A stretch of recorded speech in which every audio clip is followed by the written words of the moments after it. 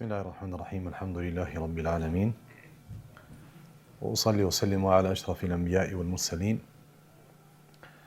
Nabiyina wa habibina Muhammad ibn Abdillah wa ala alihi wa ashabihi wa man sara ala nahjihi ila yawmiddin wa ba'd.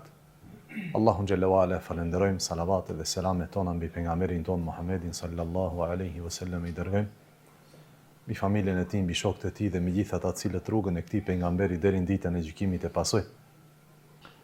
Vëllezër, vazhdojmë inshallah taala me pjesën e dytë të detajeve dhe ndodhive të cilat kanë ndodhur në betejën e Hendekut ose në betejën e Ahzabit. Sepse në ligjëratën e kaluar, nëse ju kujtohet, kemi folë për shkaqe të cilat shpihen deri te ardhja në këtë betejë, folën për hapjen e Hendekut, folën për shpërndarjen e njerëzve të cilat do të punojnë në hapjen e Hendekut e kështu me radhë. E sot me lejnë Allahu Gjelle Gjelaluhu, gjëja e partë në të cilën do të ndalemi pak është diçka e cila është mëse e famshme rreth betejës së Hendekut. Ajo është mu'gjizet e pejgamberit Allahut sallallahu alaihi wasallam që kanë ndodhur gjatë hapjes së Hendekut ose gjatë vetë betejës. E kur themi mu'gjizet, kemi për qëllim disa mrekulli të cilat ndodhin dhe me të cilat mrekulli thyhen ose thehen do ligje fizike të Allahut te bareke o taala në këtë tokë. Sepse një prej karakteristikave të pejgamberëve të Allahut është se Allahu, përmes pejgamberëve, Allahu ju dërgonte njerëzve argumente përmes së cilave ata vërtetonin pejgamberinë e tyre, dhe këto argumente shpesh ishin në formë në të cilat theheshin ligjet e Allahut në këtë dynja. Për këtë shkak Isa alayhi salam shëronte të verbrin, ringjallte të vdekurin, gjitha këto me ndihmën e Allahun Gjelle Gjelaluhu. Njëjtë Musa alayhi salam me shkopin e tij hapi detin për gjys, njëjtë pejgambert përpara tyre bënin gjëra të ngjashme, por ama mu'gjizja më e madhe e pejgamberit Allahut sallallahu alaihi wasallam ishte çfarë? Ishte Kur'ani. Dhe sfida më e madhe e një pejgamberi ndaj popullit të tij që ata t'i gjejnë gabime ishte librin e Allahut te bareke o taala, do të thënë në Kur'an. Megjithatë, përpos Kur'anit i dërguari Allahut sallallahu alaihi wasallam ishte sahibul mu'gjizat. Ishte njeriu në dorë të së cilit ndodhin këto mu'gjize. Dhe disa prej këtyre mu'gjizateve do të ndodhin në betejën e Hendekut për shkak të gjendjes dhe atmosferës së përgjithshme të dobësisë së muslimanëve në këtë betejë. Për shkak se, për dallim nga beteja tjera, të cilat do të ndodhin në fush betejë, beteja e Hendekut, synimi i saj nga ana e armikut të muslimanëve në atë kohë ishte që të ndodh ku? Të ndodh brenda Medinës, me që vetë kjo si fakt është një, është një cilësi e cila e bën njeriu të ndjehet në shtypje. Kështu që muslimanët ndjenin këtë shtypje nga ana e armiqve të tyre, të cilët do të vinë në numër të numër të madh në një ushtri të madhe prej 10.000 ushtarëve, ushtri e përbërë nga një numër të madh të fisëve, e numrin më të madh të kësaj ushtrie nga 10.000 ushtarë përbënin Kurejshët dhe përbënte fisi i Ghatafan. E para prej këtyre mu'gjizeve është shtimi i ushqimit. Dhe nëse ju kujtohet, në rreth kësaj përmendëm që Medinja në këtë kohë kalonte çfarë? Në krizë ekonomike. Kalonte në për një lloj urije e cila kishte kapluar shumicën e banorëve të Medinës. Transmeton Jabir ibn Abdillah radhiyallahu ta'ala anhuma në hadith të famshëm dhe të njohur, hadith ky i cili është i shënuar në librat më të njohur të hadithit dhe më të saktë hadithit, thotë kështu radhiyallahu anhu: kur e hapnim Hendekun, e pash pejgamberin e Allahut sallallahu alaihi wasallam në uri të rëndë. E pash se është shumë i uritur. Dhe kjo duke në fizikën e tij, kjo duke në lëvizjet e tij dhe duke në çfarë? Po, në lidhjen e gurve, në mesin ose mbelin e tij ose në barkun e tij. Kështu thot, shkova tek në shtëpi time e u ktheva tek gruaja ime.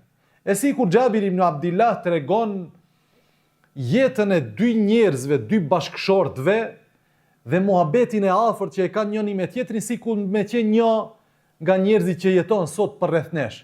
shkon konsultohet me gruan, del, kthen, vjen e kështu me radhë. E Xhabir ibn Abdillah tregon këtë lidhjen e ngushtë që e ka me bashkëshorten e tij duke thënë: "U ktheva te gruaja ime i thash: a ke diçka për të ngrënë?"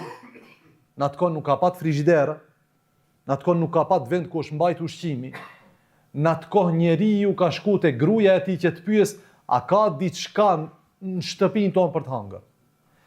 E thot ajo po më thot, Xhabir ibn Abdillah i shpjegon asaj pse po pyes.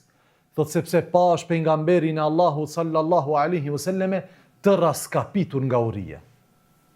Xhabiri thot e pash pejgamberin e Allahut të lodhur e të raskapitur nga uria.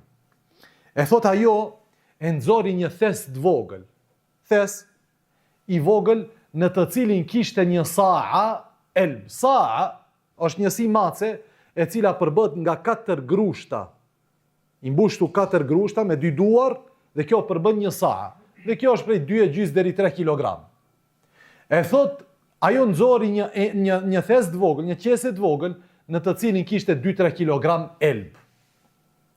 Vazhdon dhe thot, e në kishim shpinë ton një kafsh, në transmetimin e Ahmedi thot një dhi të vogël. E këtu e ka dexhin, do me thënë dhi e re, si me qenë edh. E thot, gruaja mori ta bluaj elbin, dërsa unë mora dhe e thera këtë kafshën e vogël, këtë dhin ose këtë delen e vogël. E përderi sa ajo e blujti elbin e saj, thot une, përfundova nga përgaditja e mishit të kësaj dhi ose kësaj dele. Atëherë thot, e mora thot mishin dhe e hodha me një tenxhere të madhe. E shkova tek i dërguari Allahut sallallahu alaihi wasallam. Tu dal, po i flet kush? Ministria e Mbrëmshme. Apo? Gruaja. E i thot, o Xhabir, la tafdahni. Mos më merr fytyrën. Mos më merr fytyrën o Xhabir. Ka për qëllim çfarë? Mos më merr fytyrën. Si? Bravo. Mos thirr shumë burra. Se ma merr mu fytyrën. E ja merr vetes tonë fytyrën. Mos thirr shumë njerëz. La tafdahni o Xhabir. E thot ajo, e mos më turproj, mos më merr fytyrën as para pejgamberit Allahut alayhi sallam, as para njerëzve që janë me të. Thot Xhabiri, e shkova tek pejgamberi Allahut sallallahu alaihi wasallam, Xhabiri ka tash porosinë e gruas, mo më merr fytyrën, mo më turpro përpara pejgamberit Allahut. E thot jo afrova pejgamberit Allahut sallallahu alaihi wasallam, edhe thot duke i pëshpërit, po i them, o i dërguari Allahut, kena përgadit ushqim, meri, thot në gjuhën arabe, nefer. Merë disa, nefer është në nënt. Mos kaluje numri 9 veta. Se shumë është. E paramendoj ti 3 kg elb, 2-3 kg elb edhe një dhi e vogël. Thot 90 veta qaq, nuk bën ma shumë. Thot meri një 9 veta, 7-8 veta, edhe thot hajdi për buk te une. E qohet pejgamberi Allahut, thot Xhabiri. Pejgamberi Allahut alayhi salatu wasalam u quan kam, e thiri, o ju njerëzit e Hendekut, me zot natë. Të ne thunë, infrakt i Xhabirit. Apo? Tha, o ju njerëzit e Hendekut, Xhabiri na ka përgadit ushqim dhe jufton të gjithve. Në transmetimin e Ahmedit, Xhabiri tha, inna lillahi wa inna ilaihi rajiun. Pa, inna lillahi wa inna ilaihi rajiun. E Xhabiri është mërzit se s'ka buk për krejt. Andaj thot, i dërguari Allahu sallallahu alaihi wasallam e thot, kur nisën njerëzit të vinë, po më thot mu, mos e zbrazni mishin nga tenxherja dhe mos filloni me pjekjen e brumit, bukës. Linja qashtu si është, derisa të vi unë. Më pas thot, shkova thot tek shoqja ime e i tregova se çka ka ndodhur. E thot pejgamberi Allahu sallallahu alaihi wasallam vjente në krye, ajo ka mendu po janë shumë burra, po jo deri në këtë deregje. Thot dhe filloi që të vjen, e pam që vjen pejgamberi Allahu në kryet këtyne burrave, thot derisa thot arritën te gruaja ime. Kur i pa thot ajo, thot ja Xhabir bike wa bik. Kjo bike wa bik është shkurtes e lutjeve që i ka bë gruaja ati kundër Xhabirit. Allahu ta bëft këtë, Allahu ta bëft qatë. Namat e ne thonë, apo? E transmetuesi nuk i ka përmend këto namat. Ka përmend vetëm Allahu ta bëft e ta bëft. Kaq. E gruaja ati i ka thonë, o Xhabir, Allahu ta bëft këtë e ta bëft atë. Më pas tha pejgamberi Allahut sallallahu alaihi wasallam. Ajo thot po më thot. A nuk thash mos ma merr ftyrën? Thot Xhabiri i thash, vallahi e bona atë cilën tim the ta bëj. Si më tha ashtu e bona. E ke ngjon gruan, apo? Nuk është për herë cilësi e keqe ta ngjojsh gruan. Cilësi e keqe është mbarët në çfarë ngjon gruan. Se Allahu xhelle xhelaluhu nëse të ka dhënë grua të mirë, nëpse shumë prej burrave thonë ose gjithë thonë unë kam gruan e mirë, apo? Edhe ai i cili e ka të keqe thotë e mirë është. Por ama ai në brendësinë, sinqeritetin e tij e di se cila është grua e mirë. Nëse Allahu i ka dhënë dikujt grua të mirë, le ta dëgjon Allah. Se është njeriu besnik. Se ajo ta mbron nderin, ajo ta mbron pasurinë, ajo t'i edukon fëmijët. Andaj mund dëgjohet grua, pa sprish punë. Ne i dëgjojmë nanat tona edhe pse janë gra, apo? E i dëgjojmë gratë tona nëse janë të mira. Kështu që njeriu i mirë e dëgjon gruan nëse është e mirë. Nuk ka problem këtë gjë. Nuk është prej burrnis mos ta dëgjosh gruan. Pejgamberi Allahu sallallahu alaihi wasallam betejën në marrëveshjen e Hudejbjes, hyri në tendën e tij, në shatorin e tij mërzitët. E i tha Ummu Seleme radhiyallahu ta'ala anha, për çka je mërzitoj dërguari i Allahut, tha ju thash atyre që hiqni ihramat tuaj dhe preni kurbanat dhe qethni kokat tua. E asnjëni prej tyre nuk e bani. I tha Ummu Seleme, ja Rasulallah, bane ti dhe do ta shohësh se si ata do të luftojnë kush i pari prej tyre ta boj. Doli pejgamberi Allahut sallallahu alaihi wasallam e bani të njëjtën fjalë që ja tha Ummu Seleme. Dhe ashtu ndodhi sikurse tha Ummu Seleme radhiyallahu ta'ala anha. Andaj Xhabiri thot, unë e bana bashkë ashtu si më theti. Të njëjtën që më tha, i thash ka dale kështu, mirë po pejgamberi Allahut sallallahu alaihi wasallam i thiri, nuk i thira. E ka e thirr pejgamberi Allahut sallallahu alaihi wasallam është i mirësardhët. Vazhdon Xhabiri dhe thot, erdhi thot pejgamberi Allahut sallallahu alaihi wasallam. E janë zora thot tenxherën me mish edhe brumin ton, e pejgamberi Allahut sallallahu alaihi wasallam e shpalosi tenxherën dhe pështyun të. Nuk është pështym kështu, po është fryrje me pak pështym. Kështu. Pështyun të, nëse kushtimisht e më pështyu, dhe tha wada'a Allah bil baraka, dhe e luti Allahun që Allahu t'jep bereqet. Më pas e shpalosi brumin dhe e bëri të njëjtën. E luti Allahun që Allahu t'lëshon bereqet. Më pas tha, thireni atë që e pjek bukën, do me thënë gruan e Xhabirit.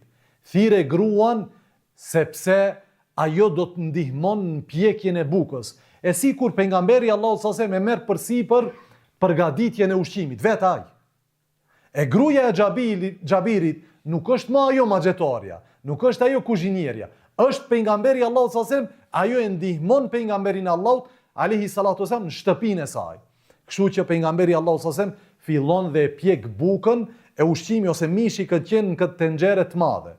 Dhe nxjerr një bukë dhe vendos mbi të mish dhe u jep një pjesë të sahabëve.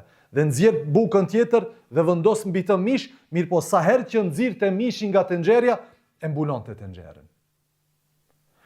Kështu thot Xhabiri radhiyallahu ta'ala anhu, betohëm në Allahun. Të gjithë hangrën dhe u ngopën dhe u larguan, ndërsa tenxherja jon vazhdon të vloj ashtu siç ishte. Nuk është paksu as pak prej ushqimit. Dhe brumi ynë piqej po ashtu siç ishte. Ku gjosish mangësu. Bile Xhabiri në transmetim thot, ato hanin prej ushqimit që ne u servonim dhe mbetej shumë ushqim përpara tyne. Hajshin e prap në shihnin se përpara tyne ka mbet ushqim derisa krejt u ngopën dhe për një herë gjithë u çun dhe shkuan. Sa veta? 9. Thot Xhabiri ishin 1000 burra. Ishin sa? 1000 burra. E kur e themin e këtë hadith për para dikujt, dikush mund të çuditet, a e beson ju këtë gjë? Ti si musliman a e beson këtë gjë? Pa asnjë dyshim. Se ne besojmë që pejgamberit Allahut i ka ardhur Kur'ani si sfidë për njerëzimin deri në ditën e gjykimit, e mos besojmë se është tu, ku e di unë, 500 kg mish. Punë e madhe mishit. Apo? Megjithatë është mrekulli se nuk ndodh kjo me njerëzit e rëndonët. Ka ndodh me pejgamberin Allahu sallallahu alaihi wasallam dhe ka ndodh në kohra prej kohrave më me krizë me dinën e pejgamberit Allahut sallallahu alaihi wasallam. Andaj Xhabiri tha, ishin përmbi 1000 burra. Gjithu ngopën dhe gjithu çun dhe shkun dhe mbeti shumë ushqim. Mu'gjizja e dytë vëllezër është se në hadithin që e lexuam herën e kaluar. Hadithi el-Bara ibn Azib radhiyallahu ta'ala anhu. Thot, kur pejgamberi Allahu sallallahu alaihi wasallam na urdhëroi që të hapim Hendekun, filluam ne me hapjen e Hendekut dhe mbetëm tek një shkëmb i madh në të cilin kazmat nuk ndikonin se ni bëshin kurrë. E thirrën pejgamberin Allahu sallallahu alaihi wasallam. Ja Rasulullah, shkëmb i madh mes Hendekut. S'kina shka t'i bëjmë. E thot erdhi pejgamberi Allahu sallallahu alaihi wasallam dhe e mori kazmën. E tha bismillah. Se jeta e pejgamberit Allahu sallallahu alaihi wasallam ishte me Allahun dhe për Allahun gjithçka. Andaj bismillah me kazmën e tij, bismillah me lapsin e tij, bismillah në recitimin e tij, bismillah në fjalimin e tij, bismillah në ushqimin e tij, bismillah është jeta e gjithë besimtarit. Andaj tha bismillah. Në emër të Allahut dhe i thot i ra me kazm këtij shkëmbi dhe 1/3 e shkëmbit u thyje. E tash vjen thënia madhështore e pejgamberit Allahut, e cila është prej mu'gjizeve më të mëdha që ka pa njerëzimi ndonjëherë. Tha pejgamberi Allahut, Allahu Akbar. Allahu është më i madhi. Mua më janë dhënë çelësat e Shamit. E Shami në atë kohë territori madh nga veriu i gadishullit arabik deri në Anadollin e sotëm. Territori i madh. Tha mua më janë dhënë çelësat e Shamit, pasha Allahun, tash me sy, thot, i shoh pallatet e kuqe të Shamit. Pallatet e kuqe në duart kujt janë? Ha? Herakleut. Pallatet e kuqe të Shamit janë duart e Herakleut. Një ndër perandorët më të mëdhej të asaj kohe. Mos më i madhi. Sepse ne kishim 2 perandori rivalet njëna tjetrës. Perandoria Bizante dhe perandoria Perse. Bizantët romakët një është. Për këto janë romakët lindor, Bizantët. E Herakleu ishte perandori i këtyre romakëve lindorës e Bizantëve. E thot pejgamberi Allahu sallallahu alaihi wasallam, Allahu Akbar. Mua mu dhan çelësat e Shamit. U kry kjo punë. Mua më janë dhënë çelësat e Shamit. Ne kemi në udhëhecin ton Shamin. Është transmetuar që kur pejgamberi Allahu sallallahu alaihi wasallam e ka thënë këtë gjë, ka thënë njëri prej sahabëve, ja Rasul Allah, bën dua që ne të jemi ata të cilët do ta çlirojnë. Jo dikush tjetër Allah pas 500 vjetëve. Po ne Allah. Unë edhe ti. Tha ja Rasul Allah, bën dua që ne të jemi ata të cilët do ta çlirojnë vendin. E u lut pejgamberi Allahu dhe tha o Allah, bëj këto të jenë çlirimtar të këtij vendi. Më pas thot, pejgamberi Allahu sallallahu alaihi wasallam tha, bismillah e i ra për s'dyti herë me kazëm. E u thy pjesa e dytë, 2/3 shkuën. E pas i u thy e dyta, tha pejgamberi Allahu sallallahu alaihi wasallam, Allahu Akbar. Allahu është më i madhi. Mua më janë dhënë çelësat e Persis, pasha Allahun, po i shoh pallatet e bardhat Medain. Medain, kryeqyteti i këtij vendi. Kjo është perandoria e dytë o vëllezër. Mendoje sot, në rrethanat të sotme, me thonë dikush mua më janë dhënë çelësat e Washingtonit edhe Moskvës. Kështu mendoje. Edhe atë një njerë paramendoj, dje u them vëllezër on, paramendoj një njerë i cili është me një vend ku askush sot nuk ja merr mendja se pja i vendi mund dalet dikush ose diçka. Në Zimbabwe. Nuk e di njerëzit në hartë ku është. E atje një njeri po thot, unë e kam Chelsea-t e Washingtonit edhe Moskës. Shembull, thon, kushtimisht. E pejgamberi Allahu s.a.s. thot, mua më janë dhënë Chelsea-t e Persisë. I shoh pallatet e bardha të qytetit Medain. Më pas thot, tha Allahu Akbar, për stretja Bismillah, dhe tha Allahu Akbar. I shoh nga këtu portat ose dyert e mëdha të San'as, sepse mua më janë dhënë Chelsea-t e Jemenit. Do me thonë jugu i gadishullit arabik do të bjen duart e pejgamberit Allahut sallallahu alaihi wasallam. E kjo a ka ndodh që e ka thonë pejgamberi Allahut sallallahu alaihi wasallam? Padyshim që po. 9 vite pas kësaj thënie, bash 9 vjet. Jo më shumë. 9 vjet pas kësaj thënie, muslimanët kanë qenë në betejën e Jermukut, kundër kujt? Kundër Bizantës. Në udhëheqjen e komandantit të madh legjendar të sahabeve, Khalid ibn Walid, dhe muslimanët ngadhnjejnë në betejë të madhe kundër Bizantës, dhe kjo do të jetë betejë e parë e madhe kundër tyre, edhe pse para asaj ka pat betejë tjera, po kjo është më e madhja kundër tyre dhe do të vijojnë betejë tjera përmes së cilave mbretëria e Bizantës do të kurret në një territor shumë të vogël dhe qytetërimi qindra vjeçar do të bjerë në duart e muslimanëve. 10 vite pas kësaj thënie, për së dyti herë kur tha, Allahu Akbar, mua më janë dhënë Chelsea-t e Persisë, do të ndodh betejë e Qadisijes në udhëheqësinë e Sa'd ibn Abi Waqqasit, radhiyallahu ta'ala anhu, i cili ishte i pranishëm kur i dërguari Allahu ta'alehi salatu wasalam e gërmonte Hendekun me kazmën e tij. Ai do të jetë komandant i asaj ushtrisë e cila do të çliron Irakun dhe territore të mëdha të Persisë. Ndërsa Jemeni ku mbet? Një pjesë e madhe e Jemenit do të bjen duart muslimanëve gjatë jetës pejgamberit sallallahu alajhi wasallam. Pa luftë të madhe. Thjesht me thirrje. Pas një luftë. Po do të ketë trazira këtu o atje, rebelime në kohën e Abu Bekrit, megjithatë Jemeni do të bjen shpejt në duart e muslimanëve. Ajo që është interesante, se ne treguam ligjëratën e kaluar që në cilësimin e këtij shkëmbi, si e tregon El-Bara ibn Azib dhe sahabët e tjerë, është se kur i bjen i dërguari Allahu sallallahu alajhi wasallam për 1 herë, 2 herë dhe 3 herë, ky gur bëhet sikurse rër, zall, grill, i rrjedhshëm si rër. Dhe në mesin atyre që kanë prezantuar, nuk kanë qenë vetëm besimtarë të drejtë. Mesin atyre ka pat munafikin. Munafik të cilët këtë thënie të pejgamberit Allahu sallallahu alajhi wasallam kanë marrë me tallje. Kështu që kur janë largu pak, ju kanë thonë disa prej sahabeve, a me të vërtet ju i besoni atij çka ashtu tha?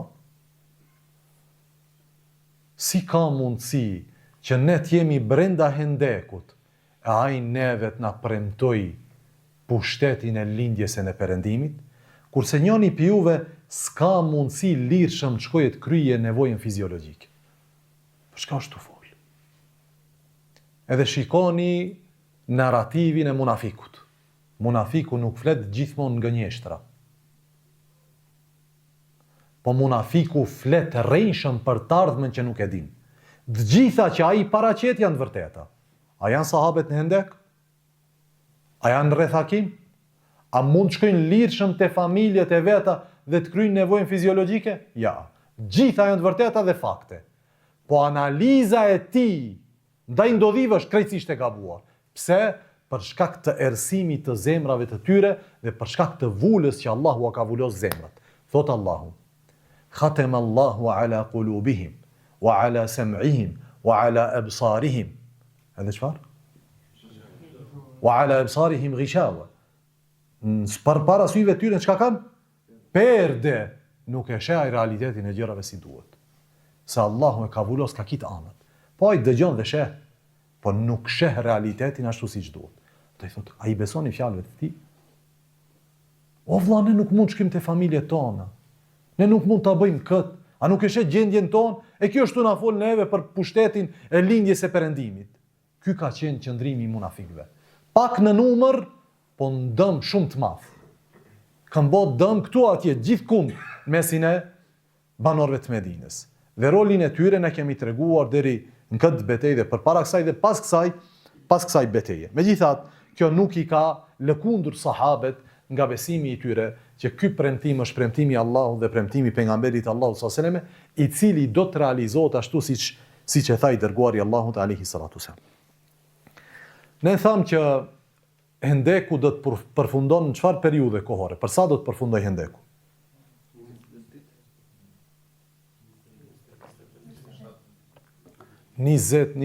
Sa?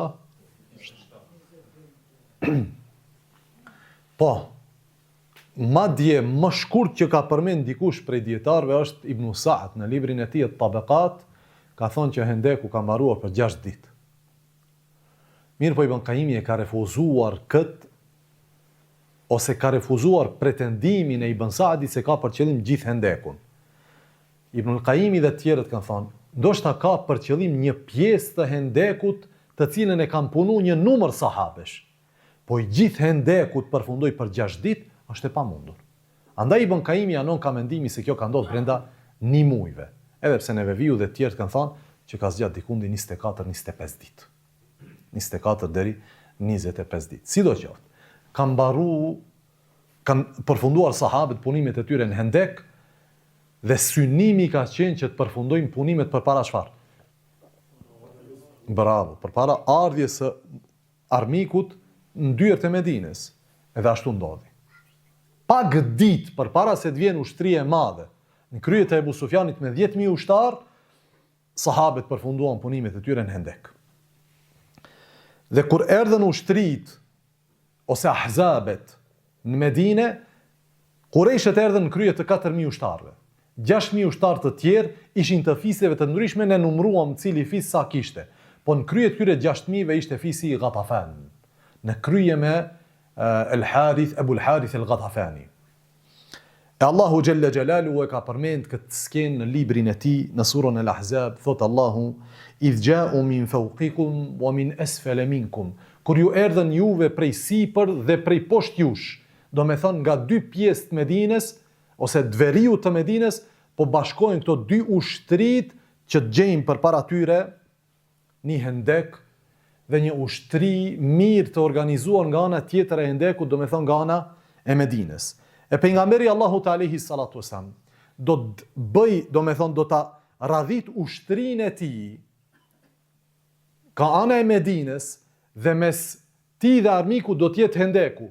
Shpinat e tyre do të jenë kthyer ka Medinja. Ndërsa pejgamberi Allahu sallallahu alaihi wasallam do stacionohet ose kampin e tij, tendën e tij do ta vendos ku? Dikundi në mes të Hendekut. Edhe atë shpina e tij do të jetë tek një kodër që quhet Jebelu Sela, kush ka qenë në Medinë sot, aty është Seba Mesajid, është një xhami që quhet 7 xhamit. Është një xhami e madhe përreth së cilës ka do xhami të vogla që simbolizojnë vendet në të cilat ishte falur i dërguari Allahut alayhi salatu wassalam gjatë betejës së Hendekut ose rrethakimit të Hendekut. E pejgamberi Allahu sallallahu alaihi wasallam do stacionohet aty, shpinën e tij do ta ketë ka Jebel Sela, kodra e Sela, ndërsa fëmijët dhe gratë do t'i çojnë ku? Do t'i çojnë në për fortifikata. El Utum. Sepse Medinja në atë kohë kishte fortifikata. Pi kujt i kishin marrë fortifikatat? Pi Banu Nadhirit dhe Banu Qaynuqa. Tamam? Të gjithë do t'i çojnë në për fortifikata dhe për t'u ngjitur në fortifikat duhet punë, nuk është muri thjesht, është muri i madh. Kështu që arritja e ushtarëve në lart nuk është gjë e lehtë, është gjë e rëndë. E gjithë gratë dhe fëmijët do t'i stacionojnë atje, madje kush do t'i shërben këto gratë dhe fëmijë do të jenë djelmosha të ri të sahabeve. Sepse ata do ta kenë më lehtë ngjitën e të zbresin prej fortifikatës. Kështu që ata do të binë ujë, do të çojnë diçka, do të përcjellin mesazhe e kështu me radhë dhe do të lexojmë një prej këtyre djelmoshave i cili do ta bëj këtë gjë. Në Medinë i dërguari Allahu sallallahu alaihi wasallam do ta vendos si zëvendës, sikur se bën zakonisht kë. Bravo, Abdullah ibn Umi Mektum. Ai do të jetë zëvendësi i pejgamberit sallallahu alaihi wasallam në xhami. Edhe për çështje tjera të Medinës, ndërsa ushtrin do ta ndajnë 2 krah të mëdhi, krahu i ensarëve dhe krahu i muhaxhirinëve. Në krye të krahut të ensarëve do të vendos Sa'd ibn Ubaden, ndërsa në krye të krahut të muhaxhirinëve do të vendos kë Zeid ibn Haritha, radhiyallahu ta'ala anhum ejma'in. Vjen ushtria e Abu Sufjanit dhe ata do të çuditen me atë që i ka gjetë, nga se lajmi i Hendekut nuk ishte arrit tek ata. Kur do të vinë, do të çuditen se Hendeku është aq i madh dhe aq i thellë, saqë ushtarët e tyre nuk do të kenë mundësi ta i kalojnë. Do të kërkojnë pikat më të ngushta në Hendek, që dikush me kalë të shpejt kërcen nga ana tjetër, mirë po gati se kjo do të jetë e pamundshme që të bëhet. Dhe sa herë që dikush do të mundohet del andej, sikur se do ta shohim, ose do të vritet përpara se të arrijë, ose do të vritet menjëherë pasi të arrijë nga ana tjetër. Kështu që lëvizja e ushtrisë dhe përparimi i saj drejt Medinës u pamundsuan momentin që ata do ta shohin Hendekun përpara tyre. Kështu që Ebu Sufjani merr vendim. Cili është vendimi? Të vendoset rrethakim për rreth Medinës. Rrethakim ky i cili do zgjat gati se 1 muaj. 3 javë tepër. Do të përmendim disa nga skenat e kësaj betejë. E para prej këtyre e transmeton një prej këtyre djelmoshave 3. Ai është Abdullah ibn Zubairi. Abdullah ibn Zubairi është i biri i kujt? Po i Zubairi të është, ama. Zubairi ibn al-Awwam. Ai është një prej 10 përgëzuarve me xhennet, apo? Thot Abdullahu, edhe Umar ibn Salamete, ibn Abi Salame, djali e Abu Salames, që është rrit në shtëpinë e pejgamberit sallallahu alajhi wasallam, thot ishim tek një fortifikat ku kishte gra dhe fëmijë. Këto i kanë kry punë. E thot, kur unë gjitësha, thot, unë a i ndihmonte të ngjitën, pastaj unë prej naltë ndihmoja ta krefi në fortifikat e kështu me radhë. E thot, kur unë gjita njëherë, thot, e shoh se diku shkon me vrull, ka Beni Qurayza. E njofta se është baba jem. Kush është ai? Zubair ibn al-Awwam, radhiyallahu ta'ala anhu. Më pas thot, për s'dyti herë e pasht, njëjti njerë, shkon te ka Beni Qurayza. Pse veç baba im o të shku, e kupton. E pastaj thot e takova babën temi, i thash o babë, unë të njofta, e pash se ti aj, i cili shkon të vet ka Beni Qurayza. Tha, na pyti pejgamberi Allahut alayhi salatu wassalam, kush po na sjell lajmin në transmetim, kush shkon ta luftoje Beni Qurayzën? E unë i thash unë. Zubair ka thonë unë. E i tha po vet? E i tha si mos t'i them unë, kur i dërguari Allahut alayhi salatu wassalam, kur më thoshte mu për diçka më thonte, fidake ebi wa ummi për ty o Zubair. I bafsha nane bab kurban për ty o Zubair. A i ban nane bab kurban për mu, e unë mos bëj kur gjo për pejgamberin Allahut alayhi salatu wassalam. Si ka mundsi? Në transmetim tjetër, të cilin e transmeton Xhabiri, i birit i Abdullahu, që e përmendën pak më herët, thot kështu. U vështirësu shumë situata në Medinë, në betejën e Hendekut, e i dërguari Allahu alayhi salatu wassalam një net prej netve po qot dhe po thot, a ka ndonjë burr që na sjell realitetin e lajmit të Beni Qurayzës, nga se erdhën lajme se Beni Qurayza kanë tradhtuar. E pejgamberi Allahu sallallahu alaihi wasallam çohet dhe thot, a ka burr që na sjell lajmet e Beni Qurayzës? E thot, unis Zubairi vet. Unë jam ai. E unis te Beni Qurayza, e u kthy. Më pas tha pejgamberi Allahu sallallahu alaihi wasallam, a ka burr që na sjell lajmin e Beni Qurayzës? U çu Zubairi thot, përsëri, vetëm ai.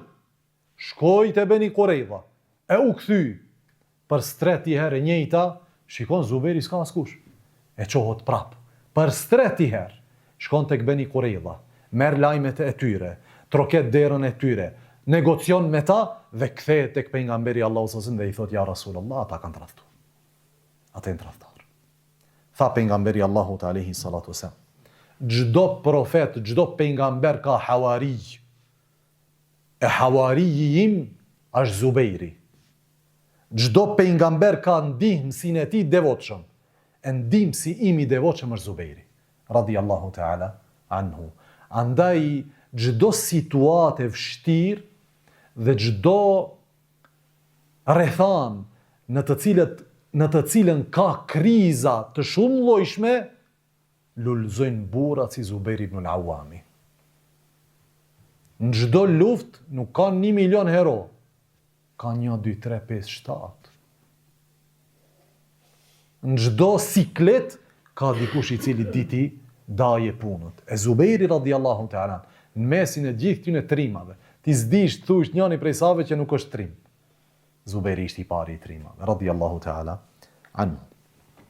Një prej çështjeve interesante që ndodhin në betejën e Hendekut, ose në rrethakimin e Hendekut, ose Ahzabit, është evonimi I namazit për shkak të gjujtjeve të vazhdueshme me shigjeta edhe vëzhgimit të vazhdueshëm të Hendekut. Mos po del armiku në numër më të madh nga kjo anë.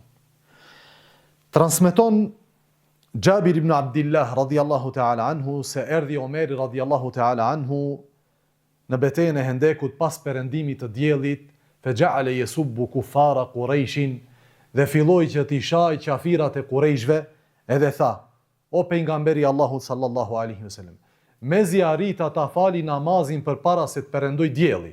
Cilin namaz? I qindin. Tha pejgamberi Allahut sallallahu alaihi wasallam: wallahi ma sallaitu. Ha pasha Allah nuk se kanë fal. Më ka ik namazi. Pasha Allah nuk e kanë fal. Në transmetim ka thonë pejgamberi Allahu sallallahu alaihi wasallam: Allahu buyutahum wa quburahum nara. Allahu ambush shtëpitë dhe varret e tyre me zjarr, se janë bë sebeb na ikë namazi I kindis. Sot njeri vetë bele namazin e kindis, Allah. S'duhet armik të vjen me 10.000 ushtar, pas një armik. Qitja një futball, tak, 5 namazet I lepsht. Qitja një mohabet, qitja gurzit. Ti le namazet, 1, 2, 3, pas një problem, Allah, pas një problem. E pejgamberi Allahu sallallahu alaihi wasallam, nga sikletimi I tij, nga shqetësimi pse ka ndodhur kjo, bëri dua kundër tyne, e ne pse në betejën e Uhudit nuk bonte dua kundër tyne. Apo? Në situatat më të vështira kur u gurzun Taif, e për gjakën, e për zunën, e për buzën e nënçmon, tha o Allah falja popullit tim nga sa ata nuk din. Po kur u bën sebeb që ti ikni namaz, tha o Allah mbushva shtëpitë dhe varret e tyre me zjarr.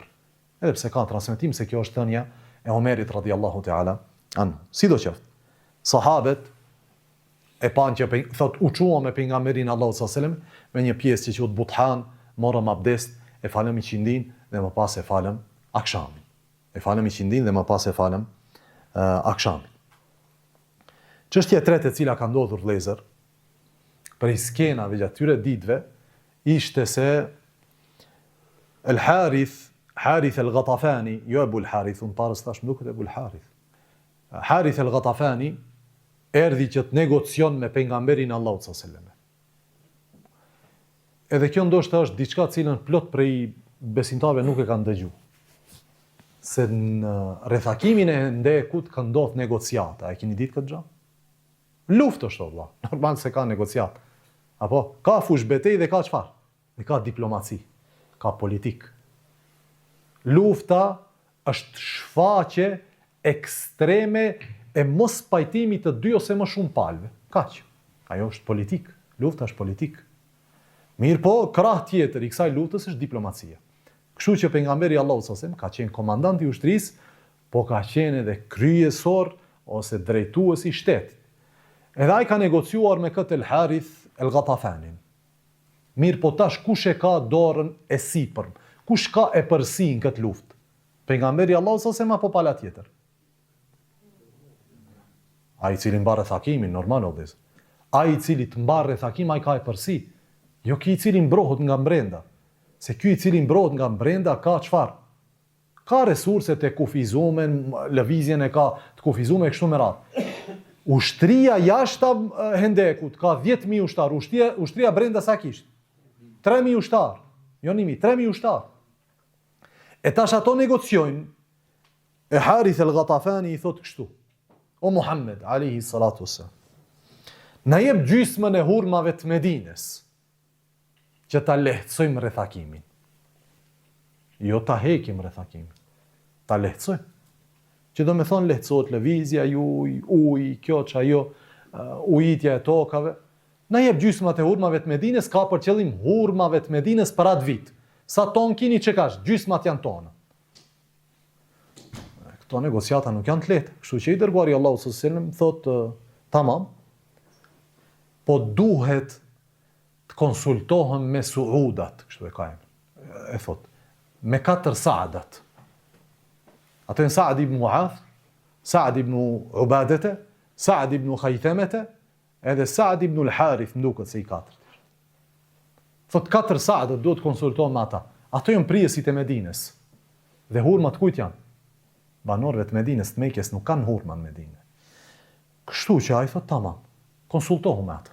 E pejgamberi Allahut sallallahu alaihi wasallam i thirr 4 Saadat. Saad ibn Mas'udi është i fundit. E i tha, ju thot atyre, unë e di që arabët janë mbledh të gjithë dhe janë të gjithë një mendimit kundër jush, kundër muslimanëve. Tash flet kush? Pejgamberi Allahu sallallahu alaihi wasallam. Dhe se Harith kërkon prej jush të ndani me të për gjysëm hurmat e Medines.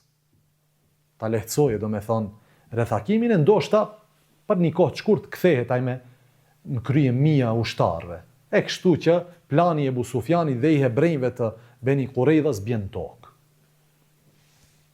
Tha nëse dëshironi që ta largoni atë për këtë vit prej jush, do me thonë e japim gjimsat e hurmave, ai largohet, por nëse dum që të mos vjen, do shta ai e lyp njëjtën edhe vitin e ardhshëm, nuk e dim ne. Thot, atëherë çështja është në duart tuaja. Tash kush është prijes tu, pejgamberi Allahu sallallahu alaihi wasallam apo banorët e Medines? Jo, kush është prijes i Medines? Pejgamberi Allahu sallallahu alaihi wasallam. Hurmat kujt janë? Banorët e Medines. Po ai si prijes a ka drejt thosë gjysmat e hurmave jepni atij. Ka të drejtë. Njerëzit çka të bëjnë? Kjo është udhëheci jo, apo? Mirë, po pejgamberi sallallahu alaihi wasallam konsultohet edhe pret mendimin e Saadave. Mendimi i tyre ishte kështu. Ata thanoi o pejgamberi Allahu sallallahu alaihi wasallam. A është kjo shpallje prej qielli? Kjo çka e thu ti? Është wahi prej Allahut, Allahu ka thënë kështu. Nëse është kështu, e pranojmë pa hezitim. Hiç pse na pyet. Apo pa është mendimi yt. Edhe nëse është mendimi yt, ne të pasojmë pa hezitim. Thuje cila është, kjo apo kjo? Në të dyjat ne të pasojmë. Ama nëse është çështje lufte dhe interesi, atëherë ja. Ata dhe ne jemi të barabartë dhe të vetmën mënyrë në të cilën ata kanë mundësi të marrin frutat e Medines, është ose të blejnë prej nesh, ose të jenë misafir tonë. Kur të vinë misafir pa parë vapin. Ama ajt na kushtzoj neve gjimsat e hurmave, s'vjen parasysh kjo. Çka thot pejgamberi sa? Nuk ngjoni mu? Ja. Tha thirrni Harithin. Erdh Ghatafaniu aty. E i tha pejgamberi Allahu sallallahu alaihi wasallam, ky është mendimi. Kallzoni, thuni ja mendim. E Saadat i than. E u çuki Ghatafani i tha. Na ke tradhtuar Muhammed. Pse e thot këtë fjalë? Nga se është transmetuar në disa transmetime që pejgamberi Allahu sallallahu alaihi wasallam e pat shkruajt gjithë kontratën, marrëveshje, negociatat janë bë, cilat janë kushte këto, ama duhet nënshkruhet. Ka thënë prit, nuk e nënshkruaj. Derisa të foli me Saadat. Kur e than ato, thonë, ndal, tamam. Hajde ju këtu, folni me këtë Gatafanin. Ato thanë ja. Hurmat tona ju i hani ose i pini vetëm nëse i hani vetëm nëse i bleni ose si misafir, për ndryshe nuk ka. Ki qohet thot na ketë raftu. Në prezencë aty ka qenë Hasan ibn Thabit. Kush është Hasan ibn Thabit? Poeti pejgamberit Allahut alayhi sallam. Kur e dëgjoi thënien e këtij Harith që i thot pejgamberit Allahut tradhtar, Hasani thuri vargje miniher. E vargjet e poetëve të mëdhenj në atë kohë përcilleshin më shpejt se lajmet e BBC-s dhe CNN-it sot. Pse ishin njerëzit miniher, me një thamë. Shkoj lajmi. E Hasani ibn Thabit, poet me emër në gjithë gadishun e arabik. Ka e shan Hasani, Allah i khairin ja dhasht. Ka e lëvdon Hasani, khalas. Kjo është i lëvduar. Hasani ibn Thabit si pluk. Pap, 4-5 vargje. Tha Hasani, kjo është përkthimi i vargjeve të tij. O komshi. Kush është komshiu këtu? Fisi i Ghatafan është komshi i kujt? I banorëve të Medinës. O komshi, kush tradhton besën e komshiut të tij. Kjo është prej jush, tradhtia është cilësi e juaj, nuk e jon. Kjo është prej jush sepse Muhamedi nuk tradhton alayhi salatu wasallam. Besa e njeriu siç e di unë, është si qelçi, nëse thyhet, ky coptim nuk riparohet. Ju keni tradhtu se keni ardhur gjithë këtë numër, neve na thu tradhtar. Kush është tradhtar? Vazhdon dhe thot, nëse ju tradhtoni, atëherë tradhtia është zakoni juaj dhe poshtërsia rritet thellë në rrënjët e fisit tuaj. E Hasani vazhdon thur vargje, çohet ki Ghatafani i thot, ja Muhammed, kuffa anna lisan Hasan. O Muhammed, thuj këtij let hesht. Edhe ndalja gjuhën. Okej, nuk keni tradhtar, tamam?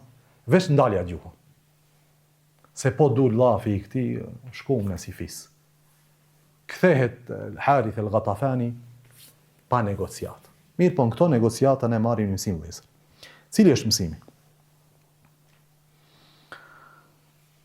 Çështja e parë është, a lejohet që të negociojsh për interes të muslimanëve me pasurinë e muslimanëve? Nëse rrezikohen interesat e mëdha të muslimanëve, a lejohet që për këto interesat të mëdha të jepen shuma të mëdha të pasurisë, që këto interesa të ruhen dhe të mos cenohen? Po, hadithi këtë dëshmon. Dhe këtë e kanë përmend plot prej fukahave, sidomos hanefive, në për librat e tyre, që merr pasurinë e muslimanëve për të ruajtur interesat e mëdha të tyre dhe me këtë pasuri largon rrezikun i cili cenon këto interesa. Çështja e dytë është çështja dhe rëndësia e shurës. Çka është shura? Bravo. Çështja dhe rëndësia e konsultimit. E ku duket në këtë hadith rëndësia e shurës? I dërguari Allahut alayhi salatu wassalam po mishron në praktik vlerën e këtij koncepti madhështor të sistemit islam. Ajo se unë jam prijës, megjithatë ka njerëz kompetent, të cilët kanë ekspertiza të caktuara që kanë mundësi të flasin këtë drejtim. Jo unë. Këta njerëzit kompetent për Medinën dhe hurmat e tyre në këtë kohë ishin këta njerëz të cilët i emëroi i dërguari Allahut alayhi salatu wasalam, 4 saadat. Ata thanë nuk është kjo në interesin tonë. Ne s'ban t'u japim atyre gjysat e hurmave tona. Kështu që i dërguari Allahut e kishte shkruar marrëveshjen, po nuk e kishte nënshkruar. Tha tamam, ky është mendimi. Kështu që prijesi ka të drejtë ta lënë anësh mendimin e tij dhe ta marrë mendimin e atyre të cilët i ze besnik dhe kompetent për të folë. Këtë e ka bëj edhe më parë, në cilën betejë? Uhudit. Apo mendimi i pejgamberit sa ishte çfarë? Të luftojmë në Medinë. Po ato thonë çfarë? Ja, dalim jashtë Medinës. Ata nuk ishin ekspertët e fushës, po ishin çfarë? Ishin shumica. Në betejën e Uhudit ata ishin shumica. Kështu që prijesi e pa të arsyeshme unë ta marr mendimin e shumicës. Se ndoshta këto e kanë më mirë, këto kanë vullnet, këto kanë zell e kështu me radhë. Kështu që i dërguari Allahut sallallahu alaihi wasallam merr mendimin e Saadeve, edhe pse në shikimin e tij ndoshta është duk si mendim jo i qelluar, megjithatë ai ishte si njerëz kompetent për të folë këtë meselë, kështu që mori mendimin e tyre dhe përfundoi negociatat me kreun e fisit Ghatafanit me mendimin e sahabëve, jo me mendimin e tij alayhi salatu wassalam. E treta është pejgamberi Allahu sallallahu alaihi wasallam kur ulet me 4 saadat po ju thot atyre inni la a'lamu anna al-araba qad ramatkum min qawsin wahida. Unë e di që arabët janë të një mendimi për ju, për t'ju luftuar, të gjithë një janë bë. Unë e di që arabët janë unifikuar kundër jush.